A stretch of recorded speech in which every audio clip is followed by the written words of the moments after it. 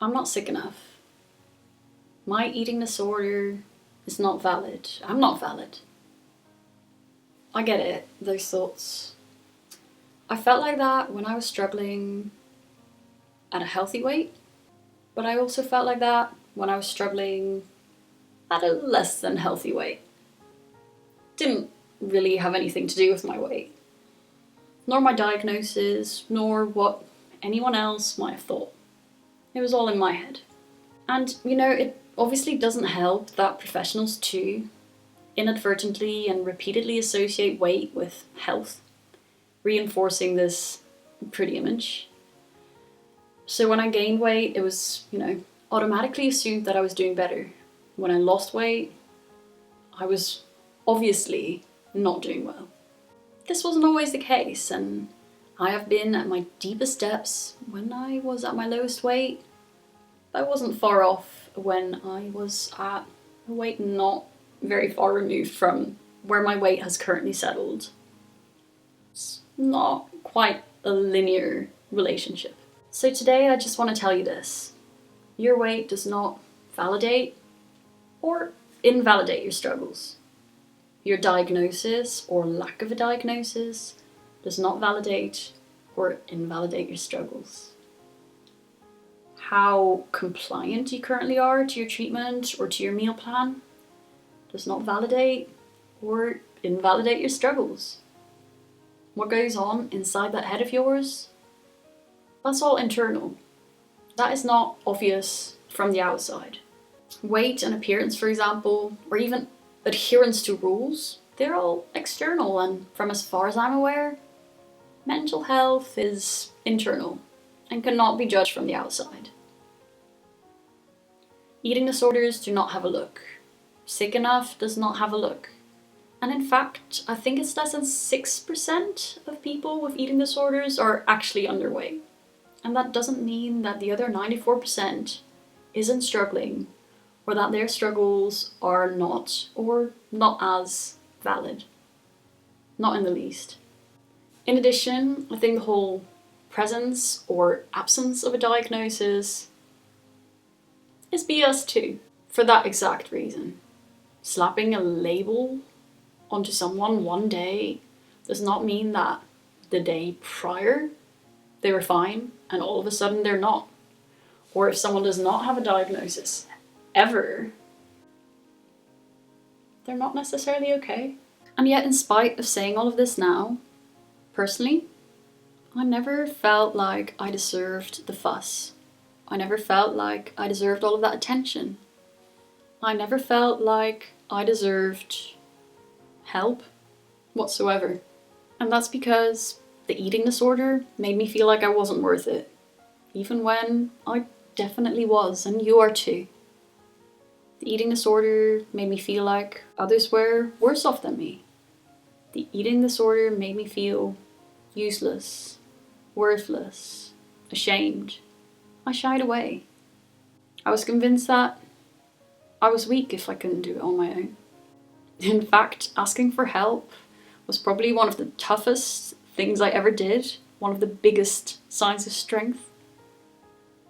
And it proved to myself as well that however sick I was, regardless of anyone else, regardless of any appearances, I was sick enough. It was influencing my life and I deserved to get out of that state. So yeah, I accepted help and I started gaining weight. I started becoming more compliant, listening to all these rules, etc., etc. And automatically the support started to drop off. Professionals believed that I was doing better. I didn't need this level of attention anymore. So those ideas of the eating disorder, those morphed, horrendous, super wrong ideas were reinforced. And in fact, it's really common for insurance companies to discontinue coverage once you reach a certain BMI. For hospitals to discharge you once you reach a certain BMI. So regardless of whether you are doing better, regardless of whether you are recovered, regardless of whether you've actually left those depths, nobody seems to care anymore. And that's rough. Being underweight is undeniably a big risk and something that should be taken into consideration. But approaching or being at a healthier or higher weight does not mean that everything is fine. As I said, mental health is not visible from the outside. It cannot be compared to the mental health of others. And if you're struggling, then those struggles are very much valid, regardless of any other factors or excuses you may come up with. Just because one person has bronchitis and the other just has a bad cold or a bad cough doesn't mean that they aren't both worthy of treatment. And it doesn't mean that if that second person, left untreated, isn't going to go down that exact same path as person number one. So why would sick enough ever even be a topic of discussion for mental health? It just blows my mind. Why would sick enough ever be a valid enough excuse to suppress your genuine, valid difficulties? Today, I want you to stop telling yourself that you're not sick enough. Realize that saying this means that you do acknowledge that you are sick, and that being sick in and of itself means you are sick enough. If this disorder is influencing your life, you deserve to leave it behind as much as the next person. Failing to acknowledge this, or giving in to that feeling of not sick enough, is merely listening to the eating disorder. And the result of this, 1, you continue engaging in behaviors to achieve that look of an eating disorder, cementing the behaviors and beliefs over time and making them increasingly difficult to snap out of. You're going to continue going down that path of becoming more and more sick. But will you actually ever acknowledge that you're sick enough? Who knows?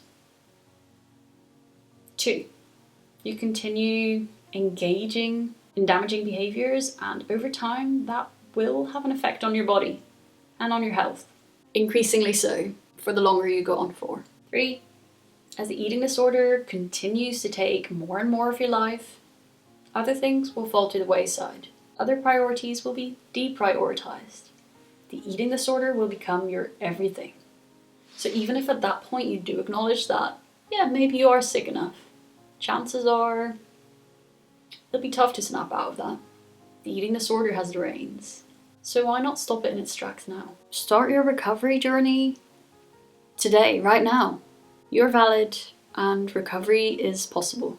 This statement rings true regardless of your weight, your appearance, your diagnosis, the length of your struggles, the thoughts the eating disorder is planting into your head, and any other factors.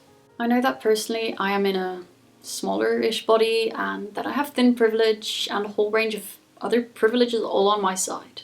Getting into inpatient, getting into therapies, getting support for me was easy. And I know it isn't for everyone. I acknowledge that, and it's not fair, and I know that my experiences aren't necessarily the norm. Treatment can be pretty dang difficult to get into, but there's always options. So if you need any support, reach out. Let's have a chat, the two of us, and let's see what we can do. This week, remember that you are worth it. Recovery is possible. You are sick enough. Take care.